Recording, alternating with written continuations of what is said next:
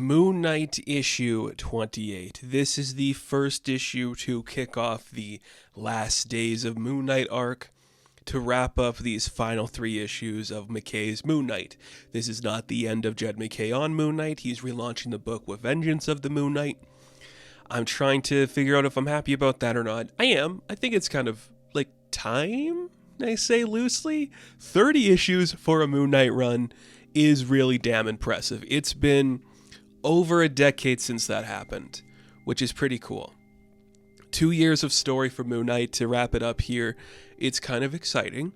It's really cool, and this issue is so much fun. This is just like exactly what a wrap up to this story needed to be.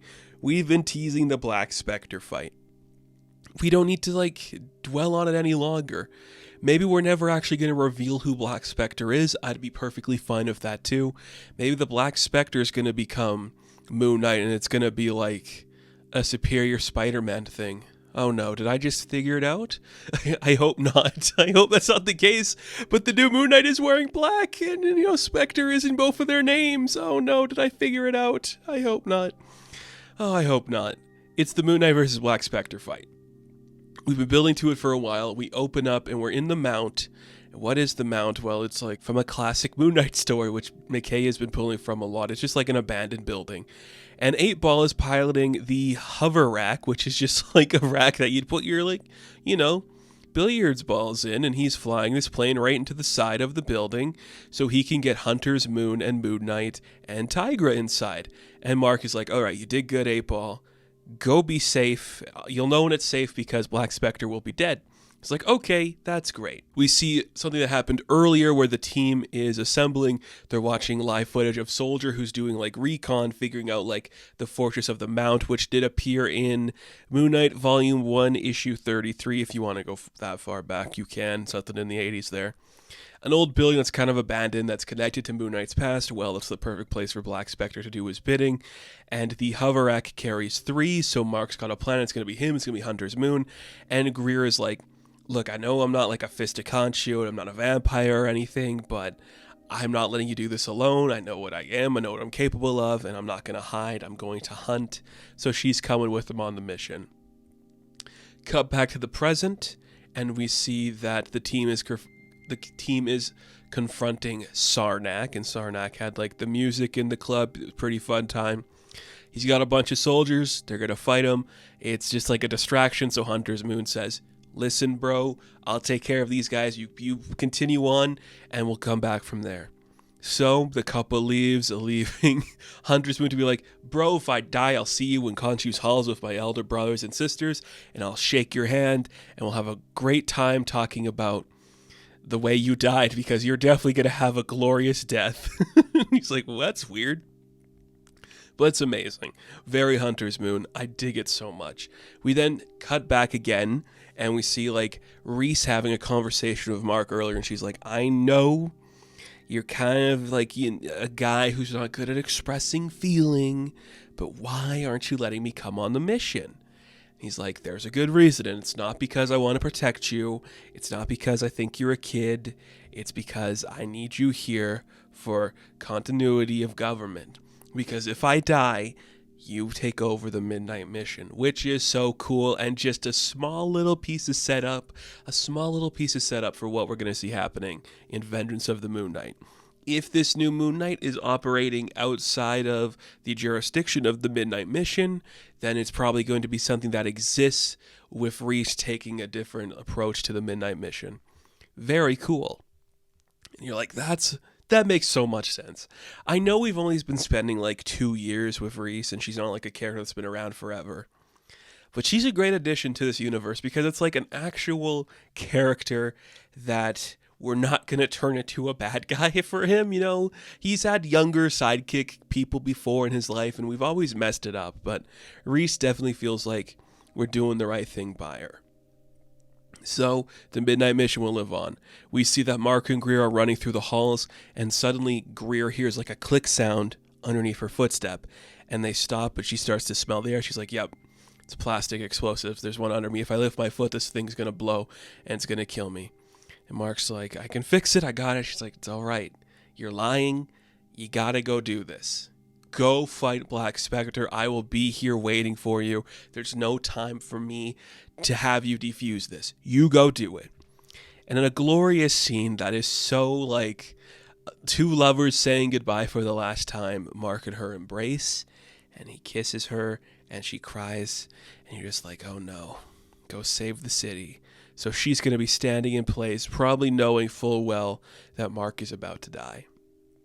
It's so tragic. I love it. Like I was saying for so long, and I'm so glad Jed decided to go this direction. Like they kissed in like an old school West Coast Avengers book. They have made jokes about Marc, kissing the tiger lady. Fully embrace it. In a moment like this where these two broken people realize they may not see each other again, it is exactly what both those characters need for each other. It's really cool, and I appreciate it so much. And then Marc does like a classic running up the stairs, beating up a bunch of people fight, and we get a couple pages of that. And it's epic and it's sick, and he's getting hurt, but he's hurting other people. You'll love it so much, and it looks great. And Sabatini's artwork works so well for this type of story. I do like Cappuccio's style, but when we're doing like this huge, like sprawling, everything's fast and dynamic, Rosenberg's colors work really well with Sabatini's artwork. I dig it a lot. It just looks so great. I'm just super impressed we have a Moon Knight book that's this good. It never surprises me. So as Marc continues on his crusade, we hear Zodiac on the phone with Black Spectre. He's like, you don't understand, dude. Like, as much as you can plan, Moon Knight is chaos incarnate. He's going to destroy everything. It's very much in vibe with, like, people describing Ethan Hunt as, like, the literal manifestation of destiny. It's like, you could do everything to figure out Moon Knight's plan. It's never gonna work. He is insane. Everything spirals around him, and he maintains composure. Like, he is better than all of us at everything we're doing. We can't compete with his insanity. Black Spectre, of course, just being like, you gotta have faith. You gotta trust me. I know what the plan is, and I can win the day. As he says that, Marc enters the room, and we prepare for the two of them to have a drag-out, knockout brawl. And we don't need to do it. You know what? The preamble to get here is all really good. We start with the whole crew together, 8-Ball, Hunters, Moon, and Tigra. Slowly they all start to fade away until it's just Marc and Black Spectre. Exactly what we all want to see. And I appreciate that so much. Like, okay, they all got their missions. Now Marc's just going to go beat up a dude, and that works fine.